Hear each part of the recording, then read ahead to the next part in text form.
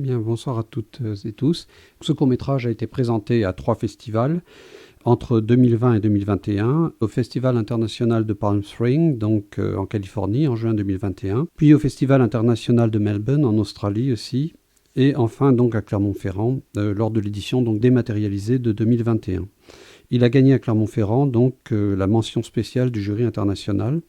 Il a été également présenté dans un 4e festival italien, Terre de Cinema. Tout d'abord, à propos du réalisateur, Teja Rio, donc c'est un réalisateur indien de 26 ans qui a fait ses études universitaires donc à New Delhi, en Inde, des études donc de cinéma. Avant donc ce court-métrage-là, il en a réalisé 4 autres. Actuellement, donc, il réalise un documentaire sur la population des Konyak du Nagaland dans la continuité de ce même court-métrage Ang. Et Teja Rio a tenu à tourner ce film avec une caméra Kodachrome pellicule 16 mm. C'est ce qui lui donne ce grain un petit peu différent du grain numérique pour ancrer davantage son film dans la contemporanéité des années 1960 et lui donner une forme de prégnance plus intime et au plus près donc des protagonistes du scénario. Ce tournage donc de court-métrage s'est étalé sur 3 mois parce que Teja Rio a filmé avec des acteurs qui sont tous des acteurs Konyak non professionnels. À propos de ce court-métrage, donc Ang, c'est le titre éponyme donc du film, basé sur le nom du personnage principal, d'un chef d'une tribu du nord-est de l'Inde, donc qui s'appelle le Nagaland. Et donc, ce court-métrage de 25 minutes environ se passe en 1963, lors d'un changement radical du mode de vie des habitants, et de l'ethnie des Konyak notamment, suite à une évangélisation baptiste massive de cette province. Donc Ang est un guerrier Konyak, qui est une tribu donc, du Nagaland, comme je l'ai dit, un chef assez âgé, qui, comme vous l'avez vu, est appelé vieux chef par les gens du village, et qui habite donc un petit peu en retrait du village, isolé, avec son fils Amao. Donc il est gardien des traditions tribales donc, des Konyak, notamment celle ancienne des chasseurs de têtes et des guerriers de cette ethnie qui prenaient les têtes de leurs ennemis lors de conflits entre les différentes ethnies et tribus. Et c'était un trophée lorsque ceux-ci guerroyaient. D'ailleurs, donc, les défenses et tatouages sur le corps du vieux chef sont l'emblème et les témoignages de sa qualité d'ancien guerrier. Mais nous sommes en 1963 et cette province donc, du Nagaland est en train de changer, de se moderniser et de s'ouvrir à la religion chrétienne baptiste qui a converti nombre d'habitants locaux dans une religion totalement différente évidemment de la religion ethnique qui existait auparavant et donc les a peu à peu versés dans les préceptes du christianisme. Ang et Amao s'efforcent encore de vivre selon un mode de vie ancien. Mais la femme d'Ang, qui est présentée au début du court-métrage, qui décède vraisemblablement d'une épidémie, bouleverse leur équilibre de vie ancestral et va précipiter donc un changement de mode de vie, à la fois pour Amao et Ang, qui vont rejoindre donc ce nouveau mode de vie qui est basé sur les préceptes du christianisme. Je vais donc essayer avec vous de me recentrer sur le nœud gordien du film, à savoir cette rupture entre 2 modes de vie incarnés par le père et le fils. D'un côté, une volonté, presque une obstination pour Ang de respecter des traditions séculaires des guerriers Konyak, et de l'autre, la volonté d'appartenance d'Amao envers ses congénères qui ont rejoint un autre mode de vie. Donc, l'une des caractéristiques principales de la scénarisation est le peu de dialogue dans ce court-métrage, où l'essentiel de l'antagonisme passe par les regards croisés des 2 protagonistes. Celui d'Ang, qui comprend peu à peu que son environnement se transforme, et que son accident va donc obliger à changer de mode de vie, et celui d'Amao, soumis dans un premier temps, puis légèrement désapprobateur, mais on ressent de plus en plus chez lui la volonté de rejoindre le reste de la communauté nouvellement convertie des Konyak. Le montage et la sobriété de la facture de ce court-métrage, tout comme la volonté marquée et affirmée du réalisateur de faire entrer le spectateur dans cette période transitoire, se ressent vraiment, et insuffle au film une tonalité profondément empathique et réflexive sur ce qu'implique ce changement de mode de vie, entre tradition ethnique et conversion à une religion, qui est à l'opposé du mode de vie du vieux guerrier. Notamment l'utilisation des couleurs chaudes. Il y a des tons verts luxuriants lorsque l'on voit la forêt, mais aussi une couleur ocre crépusculaire d'un feu nourricier tout comme destructeur. Des couleurs pastel du ciel qui sont mises en valeur par le grain de la pellicule 16 mm, concourent également à véhiculer une certaine forme de nostalgie pour un mode de vie qui ne peut qu'être absorbé par un changement sociétal. En ce sens, ce film m'a rappelé un long métrage aussi, produit en 2014 par un réalisateur australien qui s'appelle Rolf De Heer et qui s'appelle Charlie's Country, le pays de Charlie, qui montre là aussi un renoncement forcé et difficile d'un aborigène qui doit cohabiter avec la culture australienne anglo-saxonne. Ce long métrage avait été présenté il y a quelques années à Clermont-Ferrand en présence du réalisateur. Donc Ang, s'il se définit donc comme un court-métrage qui témoigne d'un passage transitoire entre le passé et le présent du Nagaland, reste centré essentiellement sur une approche qui se focalise sur un nombre de personnages très restreint. Donc on peut parler d'un point de vue comme d'un point d'écoute intimiste dans son court-métrage, dans la mesure où Tejario fait passer l'essentiel de cette opposition dans les regards croisés du père et du fils. Donc il privilégie plutôt dans la façon de mettre en scène ce film des plans simples, rapprochés, ce que l'on appelle en cinéma à distance humaine, et le film n'utilise que très très peu de plans larges, si ce n'est lorsque des tierces personnes interviennent dans l'univers d'isolement d'Ang et d'Amao, comme si cet isolement était envahi. Donc premier plan du large du film ici, où l'on voit que deux autres villageois interpellent Ang sur l'enterrement donc, de sa femme, mais cette perception des deux autres villageois est perçue comme invasive par le vieux chef qui continue sa route. Parallèlement aussi, le film utilise très rarement de la musique extradiégétique, c'est-à-dire de la musique pour illustrer les différents passages, disons, des séquences. Elle a été composée par Sagar Desai et qui a voulu composer une musique pour renforcer l'émotion, mais seulement quand cela s'avère nécessaire. Et on a joué essentiellement sur des cordes, beaucoup plus que sur des cuivres, et des cordes qui sont soutenues par des percussions. Et ce film, donc, l'utilise assez peu, cette musique extradiégétique. Elle est par exemple utilisée lors de la préparation de l'enterrement de la femme. C'est une composition musicale lente et prégnante qui à la fois illustre l'éclatement de la cellule familiale qui va précipiter donc la tension entre Amao et Ang.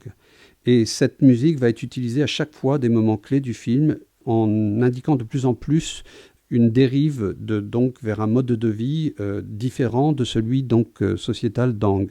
Le thème musical donc est répété lors de transitions narratives descriptives ou lors des plans séquences forts. Par exemple, lorsqu'il va rendre aussi, selon sa tradition guerrière, je parle donc bien sûr, rendre un dernier hommage vespéral à sa femme, décédée en la décapitant.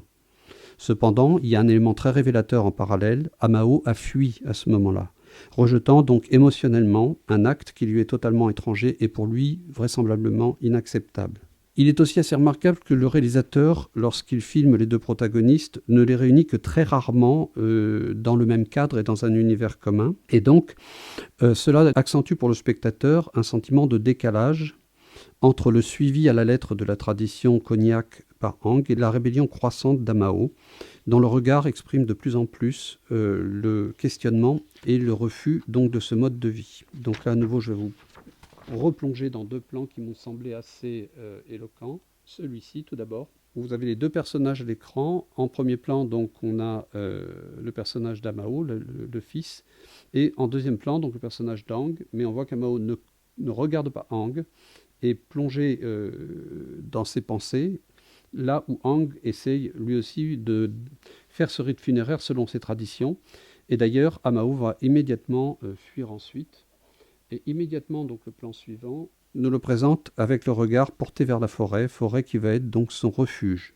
Lors du repas post-funéraire aussi, où donc Amao et Ang sont tous les deux dans la maison de Ang, on remarque que Amao est excentré dans le cadrage, très souvent, il n'est jamais au centre, il est à droite ou à gauche, comme s'il quittait progressivement, il avait déjà quitté mentalement, en tout cas, cette éducation de laquelle il va se détacher. On joue aussi très fréquemment dans le film sur de faux raccords regards qui ne se concrétisent pas, et cela va donc souligner la rupture croissante d'Amao, d'un univers donc générationnel différent de celui de son père, et donc montrer qu'il n'adhère pas du tout à ses traditions paternelles.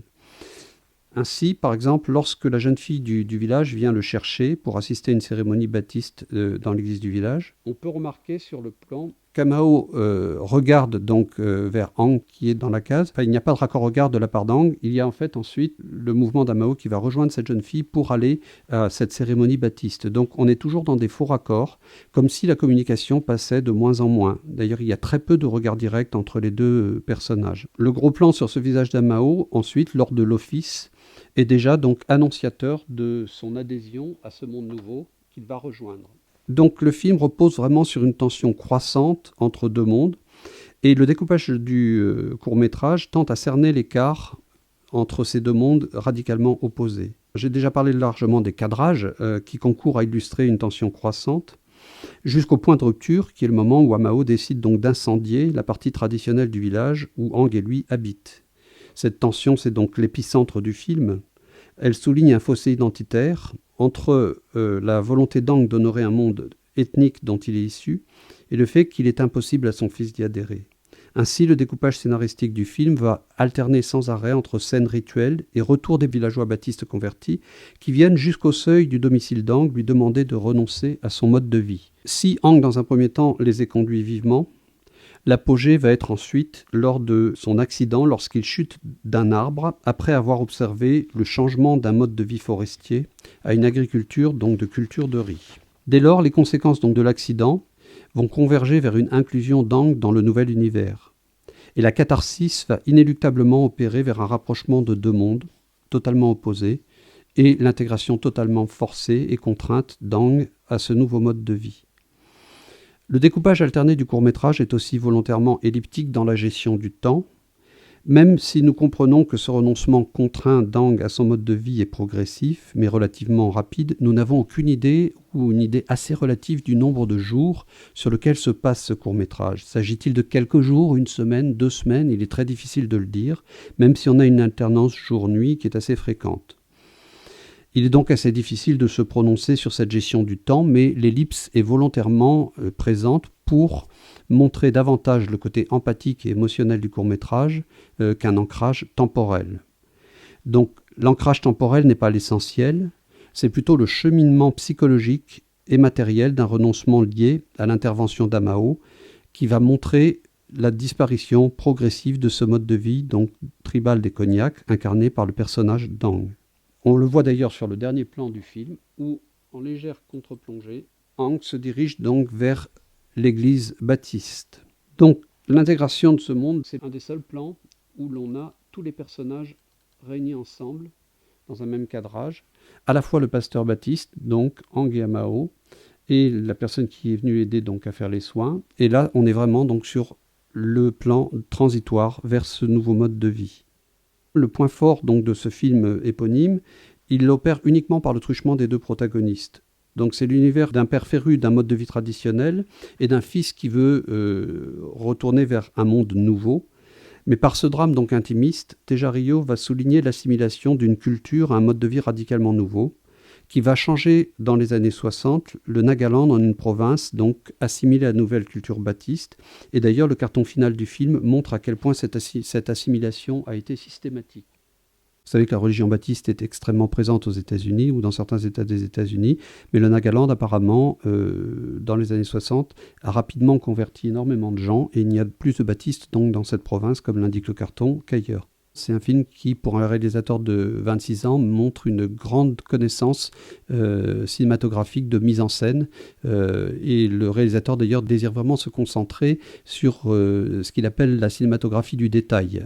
Et ça se remarque évidemment par tout l'agencement des plans et tous les éléments qui sont présents.